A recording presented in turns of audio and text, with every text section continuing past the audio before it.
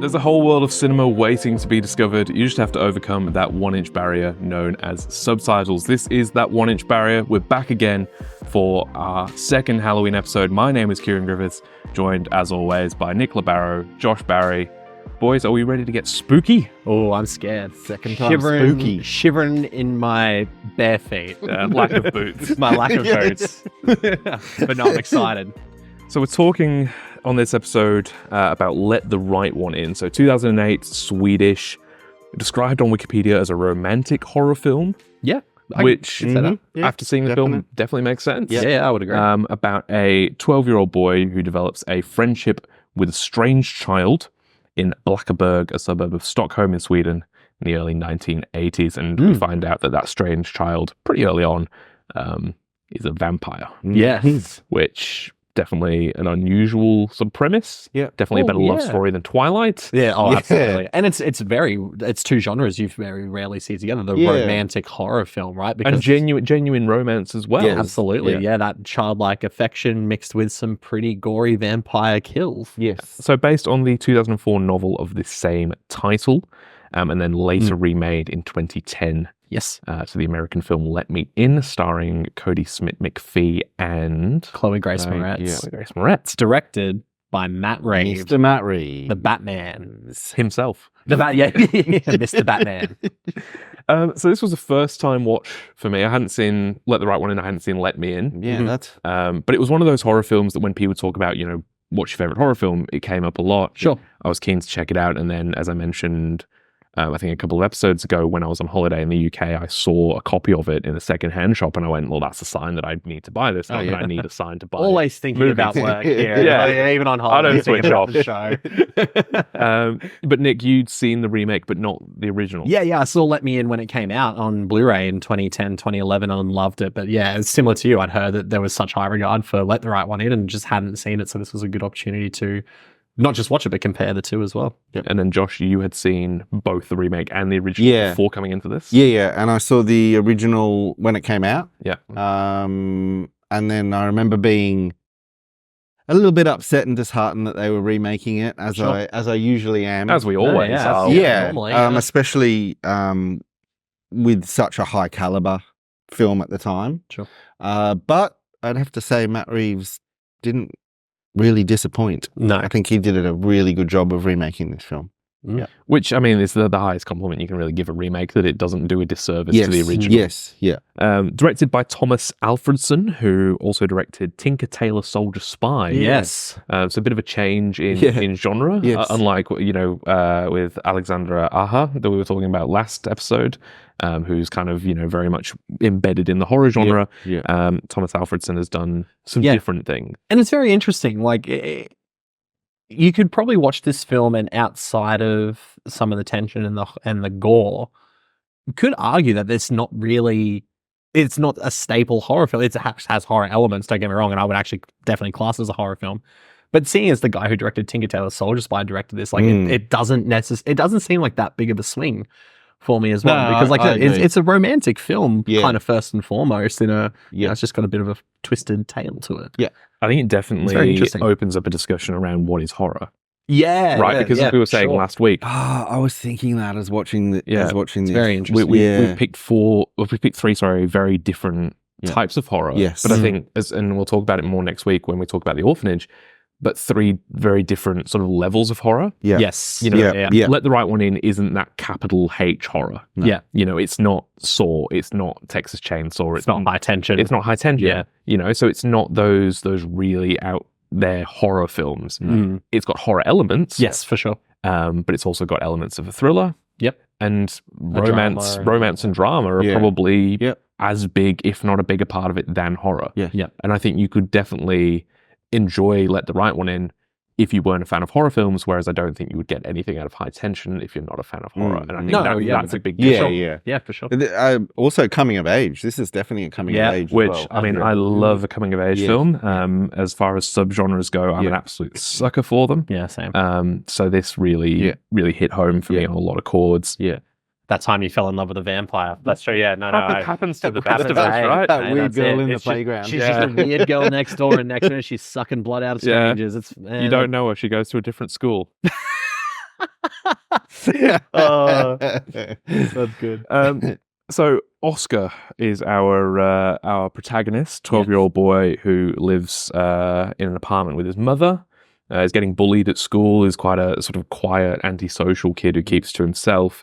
And then one night he's sat on the playground outside of his house when he encounters a sort of strange little girl he's never seen before, Ellie. And they sort of start to converse, and we get the sense that Ellie's, something's a bit off with her, the way that she talks, the way she interacts. One of the first things she says to him is, "I can't be your friend." Yeah. I love that introduction of her, that her on initial, where she's on the playground, and you notice she comes down from it like quite quickly as well. Yes. That was the first thing. So she moves very unnaturally. I won't go too much back and forth with, but that was a big one in the remake that didn't hit as well as this one. The introduction of Ellie. She's on the second step down. in Let the Me second In. one. For some reason, the top one, and just the way the camera comes onto her, it's a little bit is a bit spooky. Yes. Whereas I found in the remake she's just there. She's a bit more normal. Yeah. No, there's definitely a bit more. And like her appearance as well. Like she's very pale, quite dark hair, sort of disheveled hair, looking. sort of covering the face. Like there's this mystery to her immediately. Yeah. So you do get the sense that something's off. Yeah. And when you know that she's a vampire, it's like, okay, she looks like what you expect a vampire to look like. Yeah. But they sort of hit it off really quickly. She's also around the same age as him, and they talk, and he shares his Rubik's Cube with her, which she's fascinated by. And they sort of really develop this very innocent, very childlike, but very, very cute little romance between the two of them, and it feels really genuine and heartfelt. And then we get the scene later where Ellie's hiding out under an underpass, waiting for someone to come along. So that she can, kill them and drink their blood. Yes. And there's in a pretty intense and horrific fashion. And this is, I think, a testament to the direction of this film, what Let the Right One In does. While there are definitely gory moments in this film, obviously not to the level of high tension, it's gore through sound design. I think the sound design of this film is fantastic. Maybe some of the best I've heard in like a very sort of low-key horror film. Those things of hearing fangs hit the neck and the way blood's sucked out and sort of her growl as well, because Ellie has a growl, right? And it's very off-putting when you hear this little sweet innocent girl talk, and then you hear she's going on it. I think the sound design's fantastic. I think another important element to bring up about Oscar, and I think what is somewhat of a catalyst of their connection, is that he's often, I wouldn't say maybe daydreaming, but he's sort of fantasizing about getting back at these bullies. And I think it's there's this very sort of telling moment when they first meet where he's got a knife and he's stabbing a tree and thinking it's his bully. So he has this fantasy where he also wants to kind of kill these guys who are making his life terrible. And I think Ellie sees that as well and is like, oh yeah, I do that too. Like when I need something, I am happy to kill people. So it's a dark, twisted, like fucked up love story. Well, there's that connection, right? Of and they sort of get into that. She might go like, like someone who might understand what I have to go through. It's because she sort of has to kill to survive. She can't survive without drinking blood. Whereas he wants to kill for revenge. So it's like, who's the real monster? Yes, I love it. It's very good. But he has a scrapbook with like newspaper clippings of people that have been murdered, and they have a policeman come into school to talk to them about, there was a house fire, and someone had died in the house fire, but they knew that they'd been murdered before the fire was lit, and they were like, oh, and how did we know that? And then Oscar goes, because there was no smoke in the lungs. And the police officer's like, what the fuck? How the hell do you know that? How the fucked up. I was like, you come with me. I love as well in the narrative of the film, before it's like fully explain that Ellie is a vampire, she is obviously under the care of what we assume's her father, but it's more of a guardian just figure in general, who is going out and killing people. Like we might get this vibe potentially that he is just a serial killer. But it's these very deliberate ways of killing people by hanging them upside down, cutting their artery and getting the blood. And you're sitting there going, fuck, this is fucked up. And then people in the town are like, this guy's found dead in a lake and he's been like slashed in the throat and stuff. So once you start piecing those things together before it's fully revealed that Ellie's a vampire, there's also this tense film about why is this guy who's looking after this girl murdering these people? Who is Oscar's next door neighbor? Who's the next door neighbor? Yeah, Yeah. they've just moved in, Yeah. you know, this guy and this girl, and he's going around, killing people and taking their blood. Yeah. And which we It's then find out wild. is because He's feeding Ellie, He's trying to, so that Ellie doesn't have to go out Sure. and kill people. He's getting the blood for her. Yep. And we I love where that relationship goes in the Yes. film, and I guess not spoilers, but that end of that relationship. Yeah. Oh my I god, like that's that one it's of the most not spelt out for you who he is. who he is. Like, Yeah, I yeah. like that there's that intrigue. Did you on- assume Yeah. he was the father of it or something? I feel like There was too much distance between yes, them. I feel yeah. like you're like he kind of should be, but I don't think he is. Like 'Cause you, My comparison then would be in, as we talked about last episode, Julia Ducournau's Raw, and you know the big reveal in that is that the parents of the girl who has the cannibalistic tendencies have allowed their children to eat parts of them throughout. Like, it's this shocking reveal at the end of the film, and you feel that connection between them even before that. There's so much distance between Ellie and this guy that I was like, wow, I'd be so curious for a film or a story about how they met. because she is kind of ordering him around. She's also like actually 200 Well, yeah, years that's old, right. right? Yeah, So like yeah, the father so wouldn't be vampires in Yeah. sort of typical mythology stop aging when they become a vampire. So obviously Ellie became a vampire like when she was eternally a child. well. a child, Yeah, yeah. And then was Which stuck makes for being certain scenes later on being 12. Yeah. very interesting. Yeah. I know, In- just in so the many book- layers to this, yeah. In the book, Hakan, who is the guy that is looking after Ellie, is a paedophile. Oh shit. Yeah. Well, that changes things. Whoa, whoa! Just to drop that one on you. Well, the horror has truly begun. Fucking hell. the real molester, Yeah, the yeah. kitty diddlers. Yeah, that's it. Yeah. So in They the really book, from what exonerates I've- the vampire From what I've and read, Hakan is a paedophile that sort of doesn't uses Ellie for sexual purposes, and Ellie Ah. uses him to okay. So okay, and To get victims. please no one take this out of context. But there's another then interesting dynamic there of someone who's been around for 200 years, while she sure has the mentality and the physicality of a 12-year-old girl. That's an interesting power dynamic of like, I'm actually like a couple of 100 years old. Like definitely not excusing what a fucking pedophile's doing, but I think there's so many layers to this film and to the characters that are left unsaid in the film that I think create so much of the investment and the intrigue as well. I think that's an interesting dynamic. Yeah. Gross, don't get me wrong. But we like, don't get that in the film. It's sort of implied that he's just under her control, though. Sure. Because when he isn't successful in bringing the blood home from one of his murder victims, her voice almost changes and she gets this really sort of powerful booming voice, and it's sort of like am I going to have to go out and do this myself? Because you can't. She's very do terrifying. what I need you to do. Yeah. She's scary. She's scary. That is one scary little girl. Women are scary in general, but with vampire They women. do in this. I think they do a really good job of subtly making her terrifying. They slightly change the size of her eyes, pupils and the stuff, pupils, and they're all real subtle. Just mannerisms as well. Like when she's being nothing's over the top though. It's just this general creepy. When she's being Ellie, right? When she's being the Ellie that Oscar is falling in love with, there's that innocence that Kieran was talking about, that childlike innocent love. And then when she doesn't get what she wants, it's just these subtle things with the shoulder and like the head coming down and the way she growls a bit more. It's so much more animalistic when she drops down from the underpass on that guy. Yeah. It's literally like watching an animal attack. Yeah. It's crazy like how subtle those changes are. It's fantastic. Yeah, I think there are a couple of changes from the book. Hakan's relationship with Ellie being the big one. Sure. But one of the other major ones is around Ellie's gender. Right. So after they've been sort of talking for a while, Ellie goes to Oscar's house and they sleep in the same bed.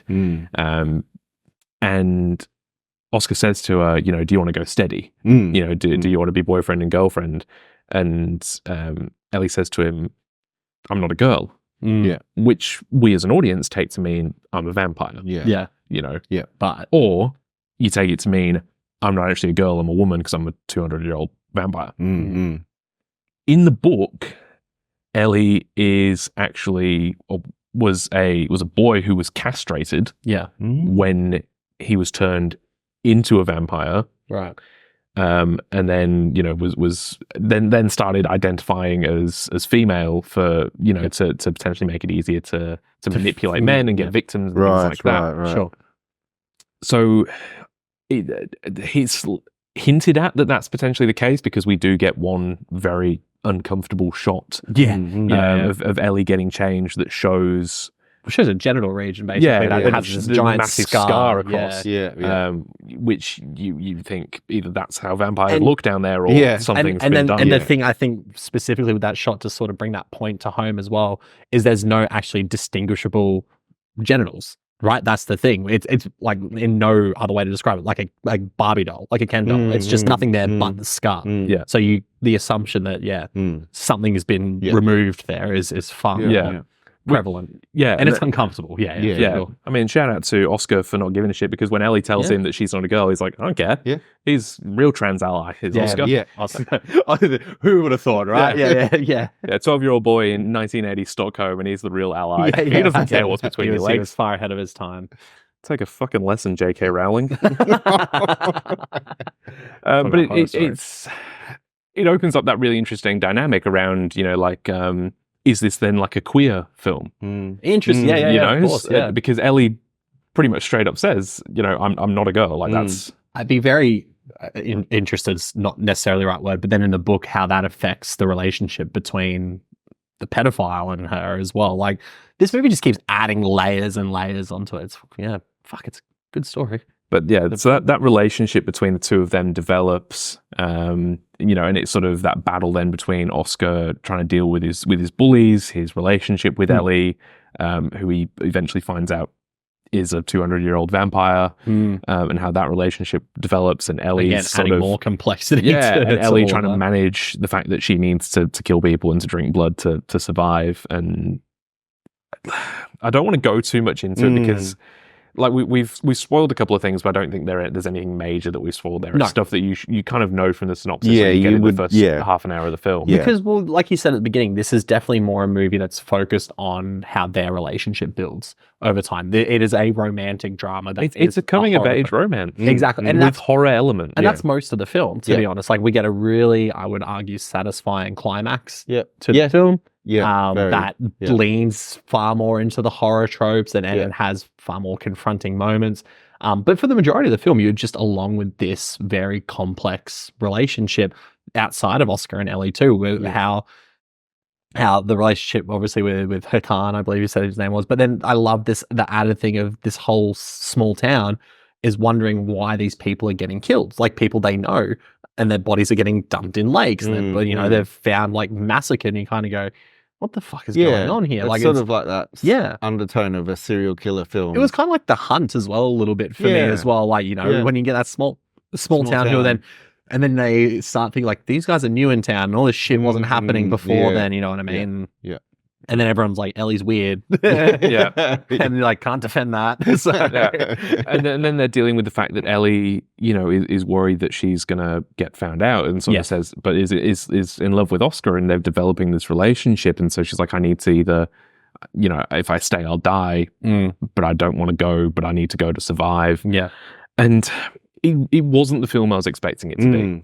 At all. Like you expect a horror film, right? And instead you get this really sweet and really tender coming of age romantic drama about these two kids who are very different but very similar in a lot of ways, falling in love. And Ellie's encouraging him to stand up to his bullies, which seems like a really sweet thing to do, but then you remember that she's a vampire that kills people. It's just this because really like he says, dynamic. what if that doesn't work? And she's like, well, I'll help you. And you're like, that's when you start going like, fuck that's right. That's That's like, literally this sweet girl's gonna help me beat up my bullies. It's like, oh, Oscar, my boy. That's right. You don't and know when the you were half of it. stabbing the tree earlier, we're going more that. It's, I think it's definitely not the film I was expecting, but in a really positive way. And I think on a technical level as well, it's super impressive. We have to talk about the score. And the cinematography by the Hoyt van Hoytma, the legendary now Hoyt van Hoytma. He shot Nope, he shot Oppenheimer, he shot Dunkirk. The best looking films. And this is no exception. This is a outstanding. some of those long shots in that like wood forest area. Yes. And you can just like, it's perfectly framed watching the Ellie's guardian killing someone, and it's just far enough away. The underpass shot, watching her attack this guy in the shadows is just fantastic. Even the snow falling at the beginning. When you watching it, I was going like, oh shit, this is grainy. I'm like, oh, it's snow. I got fucking bamboozled. Like, it's just a beautiful looking film. I think because so much of the film takes place in like these dark, snowy environments, but he uses light so well. You know, everything and unnatural light, like the lampposts and in all the apartments and those sorts of, like the way we see people standing in shadowy areas is just it's a really beautifully shot film, and I think that kind of dark, snowy atmosphere really adds to the mood and the tone of the film, because it's instantly more scary, right? That's a scary environment, but it's also a very romantic environment. You know, and it adds to that kind of that charm. You know, like you think of like, oh, you know, little town in the snow, like Christmas movie. But then you think little town in the snow horror movie. You know, it's amazing how those two environments can be so contrasting but intertwined in the way they play off of each other. For sure. And the score as well, like there's this sort of very melodic piano score, like it's not a sort of typical horror soundtrack. But it does add to, again, the tension, but also the romance. And it's amazing how well all of the elements from the script and the score and the cinematography and the direction come together to make these two competing genres work so well together. Like you wouldn't think that a coming of age romantic horror drama works on paper. But I think they do a really good job of making those elements combine. I agree. No. I remember when this came out, like I've said this quite a few times, but I hadn't seen anything like this. Like it was a really different take on a vampire story. Different take on a horror genre. And I think that's why, like it critically and it just did so well. Like it was just really different for everyone. And like you say, technically it was like just, you know, beautiful. It's a beautiful film. Look at where the vampire movie, I guess, came from then as well. Like obviously Dracula and Nosferatu, like two of the most, and how vampires evolved over that time. We look at, you know, Dracula 2000 was a huge film as well, which is this gothic sort of drama, but never like vampires were always these like creatures that hid in the dark and then would attack. And that, I think something that's so fantastic about this film is that Ellie puts herself out there. You know what I mean? Like she's actually while she is elusive in some parts, there was something about Oscar that does draw her out. She like you said before, she like finds a bit of a kindred spirit. Exactly. And then you know, when you're around for a couple of 100 years and you don't find that, you know, I guess you are going to jump on that opportunity. So that's right. But I like that it does something different than the traditional horror vampire story, but still doesn't hide away from the tropes. There is a character, not to say too much, who does get bitten but doesn't die, and we see how that affects someone. I think what we'll call the cat attack scene was arguably one of the most hilariously terrifying. Wasn't it hilarious? Like it was funny. You cannot help but laugh. But there was an element of it where I was like, oh, that's actually terrible. Like imagine that happening, like 20 cats happening. Just like we know how vicious cats can be, right? The dated CGI probably didn't help. There was one cat that leapt onto her and I was like, that's gold. Funny as fuck. But it leans into more tropes as well about like can't be in the sunlight, which is that scene is the way that's shot. I was just about to say that shot of so one of the other residents of the town gets attacked by Ellie, but survives the attack. So she then ends up becoming a vampire. And she doesn't know what's happening to her. This is the woman that gets attacked by the cats because again, another part of vampire mythology is that cats are like cats and dogs are very alert to them. But she doesn't know what's happening to her. She gets taken to the hospital and ends up having the orderly open the curtains, let the sunlight stream through onto her, and she bursts into flames and fills the room with flames, which is a fantastic. It's one of those iconic horror shots because it's so perfect. Like it's a wide shot in the hospital room, and she is perfectly framed in the middle. And then the way she ignites is just like, whoa. So I think it's the best shot of the movie. I think as we've been talking about the film, up to that point, you're just not expecting it to go that. No. Like, and then when it gets to its finale, you kind of go, oh, wow, this, like, you're like, I should have expected violence Yeah. like this, but the movie catches you so off guard. Yeah. And then you get this gory It finale. uses it so effectively because those moments where there is something particularly grotesque stand out more. Yes. Because it's used sparingly. That's right. After one of the attacks goes wrong with Hakan trying to find a new victim for Ellie, he realizes that he's gonna get caught. So he decides to pour acid all over his face so that they won't know who he is and they won't be able to track him and then track Ellie. Yeah. So he pours acid all over his face, and then we see his face afterwards, and that is some grotesque makeup work. Yeah. Well, and bit then like follows that. It's a bit like Two-Face. It's very much like Two-Face. Yeah. But then the scene that follows that then as well was another shocking moment of just, oh, Jesus, like I can't believe I just saw that. Yeah, so I think it definitely makes it more impactful because it's used sparingly. And that's something probably a lot of American mainstream horror films could learn a lesson from, is in that it does lose its effectiveness 2 hours in when you're just being, bombarded, beaten over the head with, I think about, like things like Hostel. The Eli Roth film. That is just a churn out factory of grotesque imagery. Yes. And by the halfway through it, you're going, okay, I'm numb to this. Nothing that's gonna come later is topping what I've already seen. Whereas I think when you use those shocking moments less often, they are so much more 100%. impactful. And because you've been watching, this cute film about these two kids falling in love, and then you get a woman bursting into flames. Whoa! So it does become Left more striking. turn. One of the other big parts of vampire mythology that the film goes into is that they need to be invited into a home. They can't enter someone's home uninvited, and that's obviously where the title comes from in Let the Right One In, but also let the right one in a metaphorical sense in terms of letting the right person into your life, which is what Oscar and Ellie both are looking for. They're looking for that right person. The scene where Ellie Ellie goes over to Oscar's house and says that he needs to invite her in, and he goes, well, what happens if I don't? And sort of coaxes her in and tells her, just do it, just come in. And she goes in, and we get, I think, probably one of the most grotesque scenes in the film, in that she just starts to bleed out of her ears, her eyes, her nose, her scalp. Like her skin just starts to blood coming out of it. It's so well done. But it is hideous to look at. And then Oscar has to yell at her like, stop, like you come in, like. And then she's just covered in this blood, and like her eyes, like inside of her eyes, it's like really like sort of stuff. But again, really effectively done because we weren't expecting it, and it's so intense. And I think that makes it so much more impactful.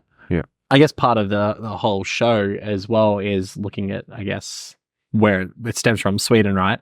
I can't say I've seen many Scandinavian horror films, to be totally honest, but I would assume they would all kind of have this tone and aesthetic to them. I would assume it feels Scandinavian. It's very much so. And watching the remake, the tone and colors are totally different. So different, Like it definitely feels like an American 1980s. Yeah, well, the American Zodiac style. The American one's set in New Mexico?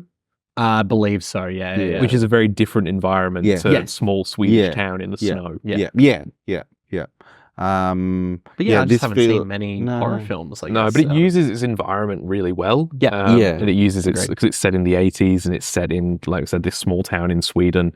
And I think it uses that really well. And that, I think you said it's such a wanky thing to say that the environment becomes a character. It's true. When it works, it works. It uses it to its advantage. Like you couldn't just set this anywhere. No, I agree. The location and the time of year and the season. I'm assuming you're in the same boat. Like some people who actually really like the remake. Like I think Let Me In is a really great film.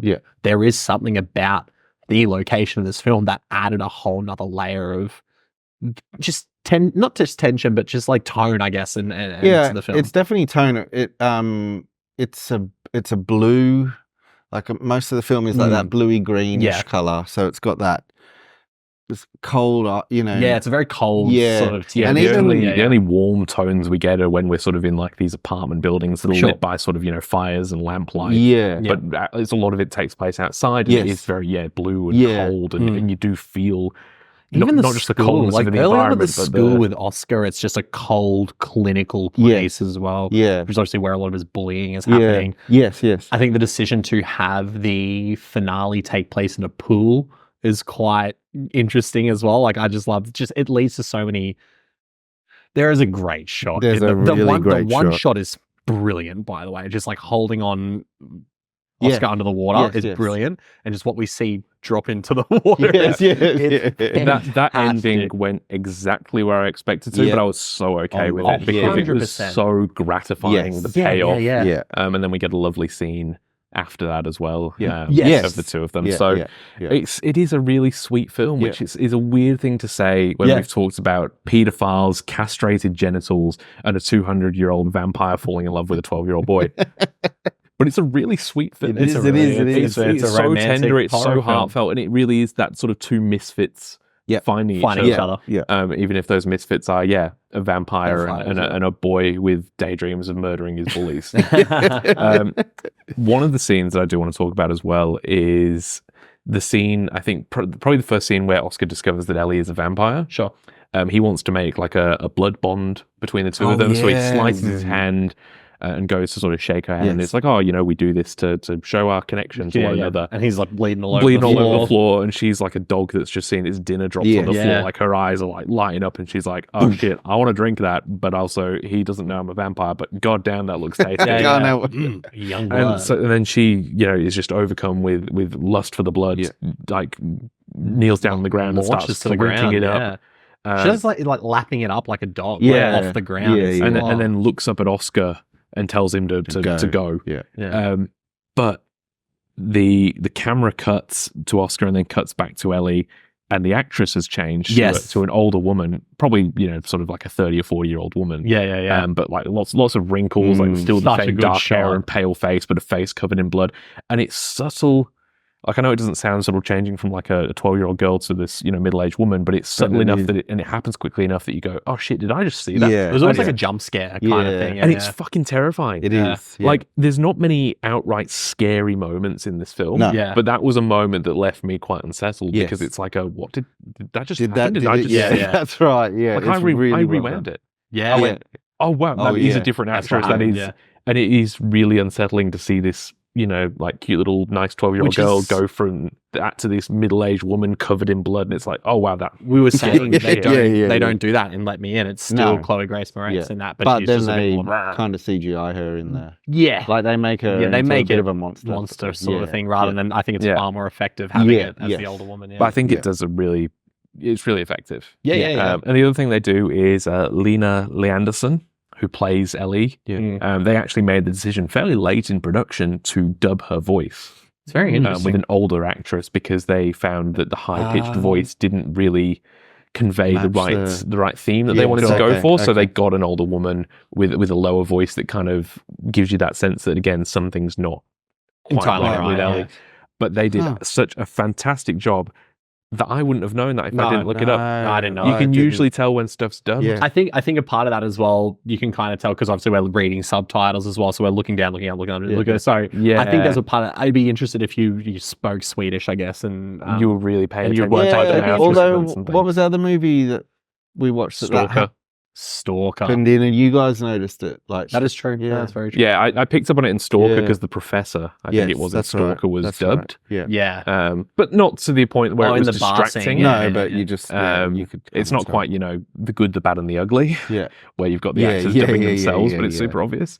Interesting. But it's that kind of thought process, right? Like the actual decision to go, okay, this girl embodies the right physical quality, but the voice isn't quite right.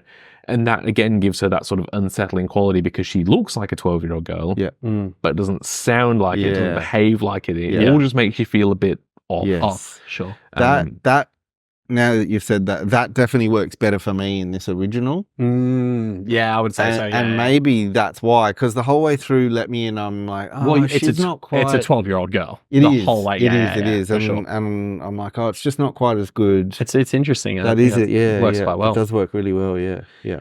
I think in terms of things that it maybe could have done better for me, and maybe this is because I've read what was included in the book, but I think developing that relationship more clearly between Hakan and Ellie, I mean, the director said that he left that out deliberately because he didn't want to deal with like, the big serious theme, pedophilia in a film that's already dealing with a lot. Which I get. Like that's a big thing to just tack on. Yeah.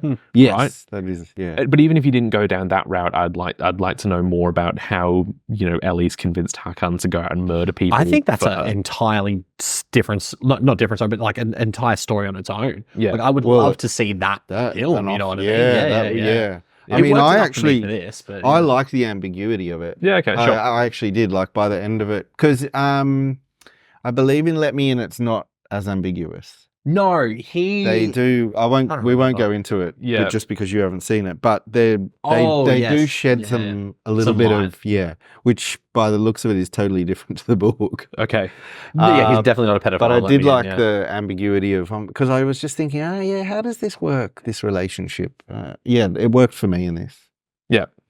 And also I think the relationship between Oscar and his parents, I would have liked that to have been developed a little bit more, because this film clocks in at about an hour 45, hour 50. I'd have been happy for it to go out to 2 to give us a little bit more about Oscar's home life. Yeah, sure. His mother seems very connected with him and very loving and very present. His parents are divorced. He goes and stays with his father sometimes, and his father just seems a bit disinterested in him. But I don't know, like, it the lack of clarity around the relationship between Oscar and his parents makes the ending not make a whole lot of sense for me. Yeah, I agree. Yeah, I agree. Yeah, no, I see that. Yeah. So I think I mean those are pretty minor critiques. Yeah. Really. Yeah. And I would have liked maybe a little bit more clarity around Ellie's gender and how that, because I mean that feels like a big part of the film. Yeah. That theme of gender identity, because Ellie obviously identifies as female, even though it's implied that she was, biologically male beforehand. Yeah. And I think that's a big theme to talk about. Yeah. But I feel like, and they do that in the book, but maybe leave that again. Maybe it was just a bit of a too big of a theme to tackle. Yeah. Maybe the ambiguity was nice. Yeah. I like things spelled out for me because I'm fucking stupid. Yeah. I think back. Don't say yet. Yeah. I think in that, like back in 2008 though, we just weren't talking about genders like we are now. Yeah, very true. So for me, that actually didn't. I'm like, okay, she's not a girl, she's a vampire. I just didn't even think about. Yeah, and that's what I took that to mean when she first says, "I'm not a girl." Yes. When he asks her to be his girlfriend, it's like, oh, well, she's not a girl because she's a vampire. But then it does bring into those other things, which I like. Yeah. I love that it explores those themes, and I love that it's sort of this. He doesn't care that she's a vampire or that she's not, a biological female. Yeah. He just loves her because she accepts him for who right. he is. Yeah, and that's beautiful. Yeah, it is. But I think, I would have been happy with maybe the film being 15 minutes longer. Yeah, sure. And being fleshed out a bit more. Yeah. Okay. Yeah. I'm always looking for it to be shorter. So no, but I think the movie, for the story it tells, this is the perfect length for this sort of film. Yeah, it doesn't feel you brood in it just enough. Yeah. It's really atmospheric though. Very like we talked about the score and the cinematography. Everything just works so well together to create this really great mood and tone. And this world that you do get so enveloped in, and because it's like we said, it's snowing, it's cold, it's dark. You do feel quite claustrophobic, and you do get really drawn into it. And it does a great job of that. Okay. The atmosphere is top notch. Well, speaking of top notch, would you like to give you a star rating here? Gotcha. Bam. Go back to high tension. So go 1-1 now. Who's going to win the decider? I'm going to go with 4 stars. Yeah. I mean, for a horror film, I think for me that's basically 4.5 for most people, because horror is just not a genre that I love. There's a lot of films I really like, but even some of my favorite horror films like Wreck, which we did on the show last Halloween, I think. It was around that time. It was around that time. Very well timed. I love that film, and I gave that 4 stars. I think that's about as high as a horror gets for me without being really exceptional. Yeah. But I can totally see why there are a lot of people who say that this is their favorite or the best horror film they've ever seen. And there's a lot of people that say that. Yeah. It's beautiful. It's sweet. It just nails that coming of age, romantic drama story. I think the scares are really well earned. And like we talked about on a technical level, it's fantastic. I just would have preferred to have seen some plot points and characters fleshed out a bit more. Yeah. And maybe maybe just a couple more of those really sort of scary moments. Sure. Like we talked about with the actress change. Like that was probably the only moment where I was a bit sort of like, oh, that happened. I would have liked maybe a little bit more of that just to get that horror element a bit more across the line. But yeah, a pretty comfortable 4 stars. Excited to watch it again. Excited to watch the remake. Yeah. I think I don't think the remake definitely leans more into the horror. Yeah, okay. For sure. Yeah, absolutely. And does a good job of it. I think so too. Yeah, it's definitely, doesn't use the gore and violence as sparingly. Far more confronting moments of violence in the... As a fan of the Batman, I think you will... Yes. Yeah. So we're talking about Hoyt Van Hoytema, who shot this. Greg Fraser shot Let Me In, who did The Batman, who did Dune Part 1 and Part 2. So get ready for another... Two of the best cinematographers working today. I agree. In Greg Fraser and Hoyt Van Hoytema. You just get Roger Deakins in there for the we need a Roger Deakins horror film. And then... Oh, that would be good. The spin-off of this with... it could be... Good going there. Nick, star rating for this, and curious to know how, I guess, comparison on what you prefer out of this and Let Me In. I will say that I haven't seen Let Me In since 2010, since when it came out, 2011. So this one is 4 stars for me as well. I think as someone who, I'll probably just say this, like I am the horror guy on the show, I guess. I'm very open to it. Happily give you that time. I like the horror elements of it, but to me, this is far more of a romantic drama. And I think what it does in the romantic drama space is very good. And I like the horror elements added on top. So it's a 4-star film for me. Let Me In's probably close to it. Like, because especially just for personal, like, tastes and what I enjoy about that, it leans into the elements of the story that I enjoy more. So Let Me In, while I would say Let the Right One In is probably a better film, like I would be happy to say that, I probably would enjoy Let Me In more. And would probably be up there as well as either a really strong 3.5 or a 4. But for Let the Right One In, I think it's a beautiful film. I think it's very well put together, effective in the ways it needs to be. So it's a 4-star for me as well. If you could only recommend one of those films to people, Sophie's Choice. Oh man, that's tough. That's tough. Also, I think it would depend on who you're recommending that. I think that's a big part of it. Like I would watch. So for example, my partner does not like horror. I would watch Let the Right One In with her because it's far more tonally palatable, and then Let Me In is far more graphic. I think, especially in its violence. So that's a tough one. Personal, I'd go Let Me In because I think I think it's wider. It's probably got a broader appeal. It's a really good remake. It's so funny. Like, toot my own horn, I interviewed Alvaro Morte earlier this year, who plays the priest in Immaculate, and we actually had a conversation about these 2 films specifically. He talked about how he loves Let the Right One In, and I said offhand, I'm like, but Let Me In is also like, it's one of the best remakes of that film. And he's like, yes, but it's not the original. And I think we didn't, obviously, because I wanted to talk more about Immaculate, we didn't dive that down. But it's interesting where people think about that. And that we've talked on novastream.com today. Son of a bitch. It's taken 31 episodes. Great interview. Really enjoyed talking to him. It got, like, we've talked about that before as well, of which one you watch first. Yes. And, him saying, but it's not the original. But if you've watched Let Me In first, then that can totally differ. I think they're companion pieces. They're really, I think you're going to get more out of one that the other doesn't do in a very positive way. If you want the more horror elements, Let Me In's the one to watch. If you want a far more complex story and one that's going to actually sort of, I guess, emotionally engage you more, Let the Right Let the Right One In is the one to watch. I think they're both sides of a coin. That is, not a bad thing to be. So, just before we do get I did not answer your question at all. You're going to make a great politician. That's right. Just before we get into your rating, Josh, I just want to talk about something we didn't cover, and that's the performances and the chemistry between the two. Yeah, fantastic. So they said that the casting was like 70% of this film. Just in terms of how important they viewed it. And with child actors are often the worst part of any film that they're in. Like child performances can often ruin a good movie. But these 2 kids absolutely nail it. They are perfect for their characters. And the chemistry between them is so genuine and believable. And that's why it comes across as so sweet and so romantic and so charming, is because you do feel like you're watching these 2 two little lost kids finding love together. 70% is almost generous. Yeah. Like if they don't Yeah. work, this movie doesn't work No. at all. Like That's you can right. have as much of the aesthetic elements as possible. You can have really satisfying horror elements. But if the romantic drama, which is the majority of the film, doesn't work because of their chemistry, you're out of the film immediately. Yeah. It's a big reason why with Let Me In, I don't really talk about the chemistry between Cody Smith McPhee and Chloe Grace Moretz. They're fine. Yeah. They're good. Yep. But everything else about that film is elevated to 10 for that. So if they're not good, which they're fantastic. Good actors. Oh my God. Yeah, no, they're both fantastic, and it's so believable, and you do really feel like you're watching these two people fall in love. Yes. And that's, I think, as you said, it makes the film. You can't have the film without that. Without that, it's just a good-looking, kind of scary film. Yeah, for sure. Shout out to them getting Richard Jenkins though for Let Me In. He plays the Guardian. He's so good. So okay. I do love Richard Jenkins.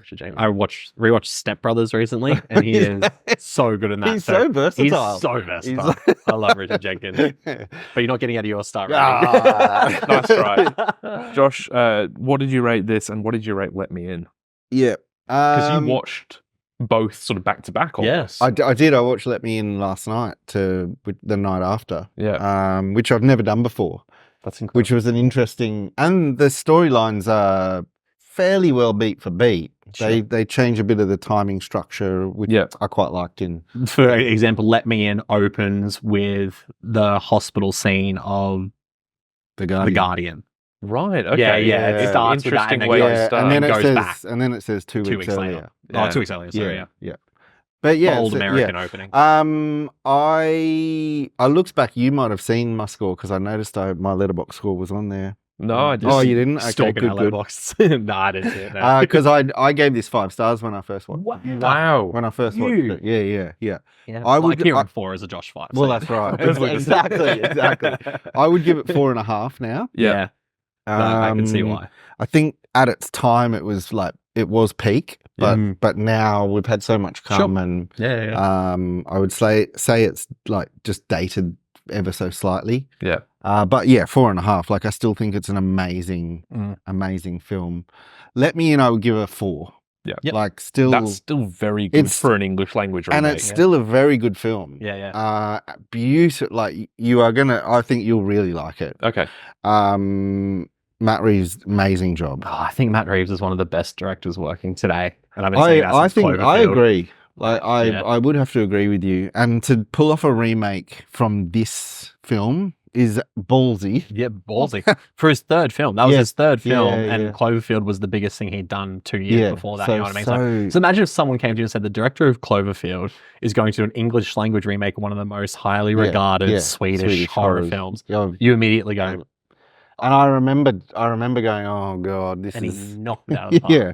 So highly recommend both. Yeah. But for me, I saw the original sort of as it came out, and that will all be the original. Fantastic companion pieces. Yeah. I think I'm going to watch Let Me In soon again, because I think that's they both serve each other so well. Yeah. Which is very rare. Yeah. Just on a random side note, in terms of directors remaking Scandinavian films early in their career. Yeah. Oh. Christopher Nolan remade Insomnia. That is very true. Which was a Norwegian film from 1997. Yeah. And that was his third film as well. That was. He did it following Memento and then Insomnia. And Insomnia is really good. I rewatched it recently we did it in the lead up to Oppenheimer, actually. And Insomnia is really good. Yeah, it doesn't feel like a Christopher Nolan film. No. But it's a good film. It's a good film. It feels like a David Fincher film. Yeah. Made by Nolan, But made by Nolan. Actually. Yeah. But yeah, just that's very interesting. There we go. And random little coincidence. Hoyt Van Hoytema, frequent collaborator of Christopher It's Nolan all now. connected. Yeah, it is. It is. But it's interesting as well how many horror elements Matt Reeves brings to the Batman. Yeah, totally. As well, you can tell that he's a director. How terrifying is the opening scene of the Batman? Wait, when you the reveal of the Riddler. But, the Riddler reveal. Well, on the reveal of the Riddler, just wait till you watch Let Me In. Okay. Oh, that's all I'm going to say. Yeah, no, I know the show you're talking about. Yeah.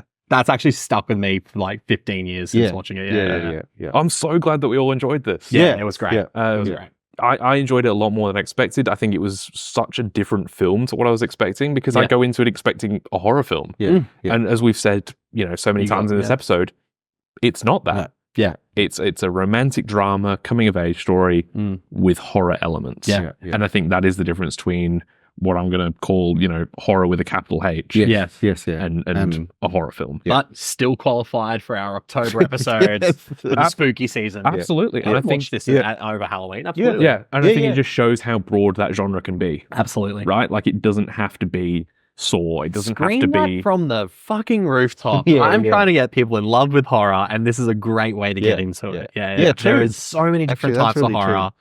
Yeah, just embrace it. Yeah, it's one of the most fun genres to fuck around. And don't limit yourself to genres.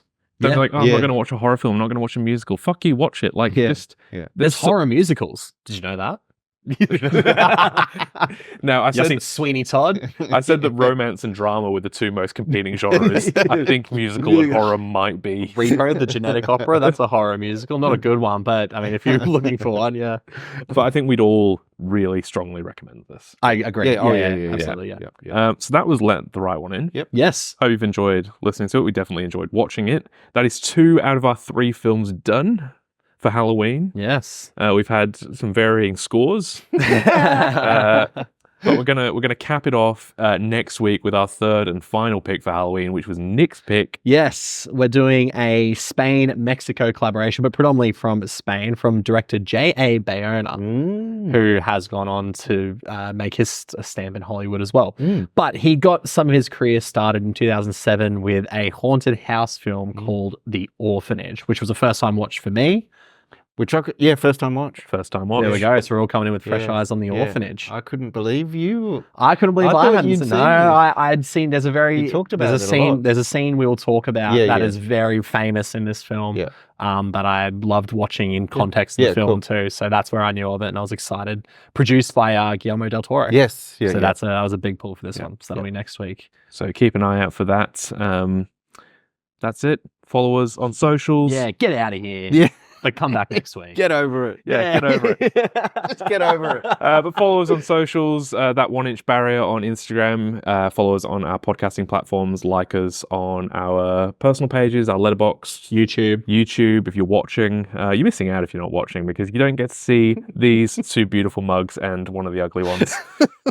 I'm wearing a Halloween shirt, my Talk to Me shirt. I'm in the spirit. Nick gets all dressed up for you. I know. I don't put shoes on. I wear shorts. Josh is in slippers. I've got a hat on this week for some reason. We're wild. We're out of control. It's all happening. But we'll you're see you next week. Podcasting company and you want to sign us, why would you say no? We need the money.